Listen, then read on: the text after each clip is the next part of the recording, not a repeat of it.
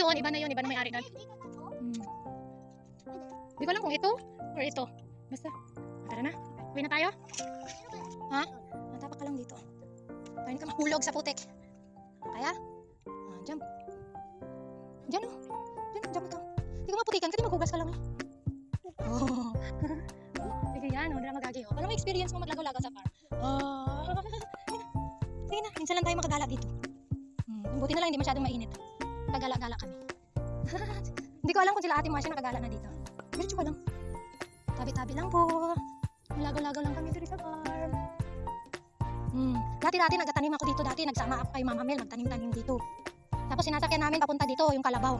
Kalabaw na may karito. Doon kami nagsakay-sakay sa kay Lolo Magic. Kasarap ng hangin na. Fresh air, buti na lang. Hindi masyadong mainit. Ayun na, maglago-lagaw no.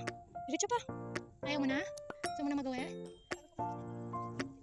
Nakaligo na tayo dun sa pool na yun. Nakalimot ka na. Doon tayo naligo na nung birthday ni Tita Maniling. Ha? Doon lang man yun. Lapit lang. Sige. Lakad na dun.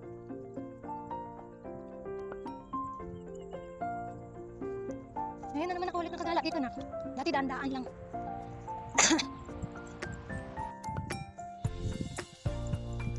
Doon ka, kung saan ka dumaan kanina, dito ka din dumaan pabalik.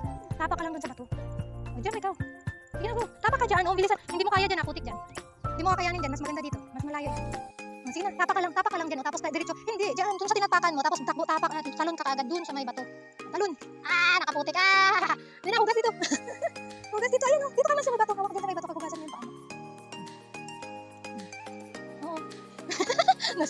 Tapak ka dyan sa may bato. Bitawan mo yung slipper mo. Hindi mo kakayanin. Paasang kamot mo. Paasang kamot mo. Ganun mo yung slipper mo. Magugas ka na lang pa ako.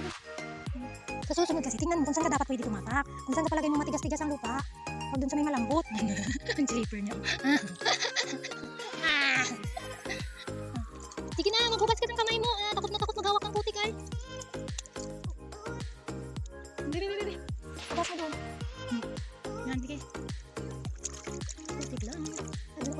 Adlok-agid sila. Putik lang. Yan na.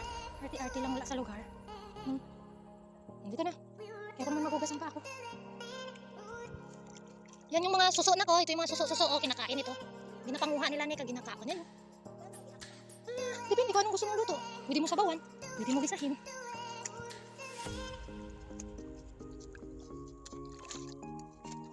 Tama na. Ay, uminit na. Hinit.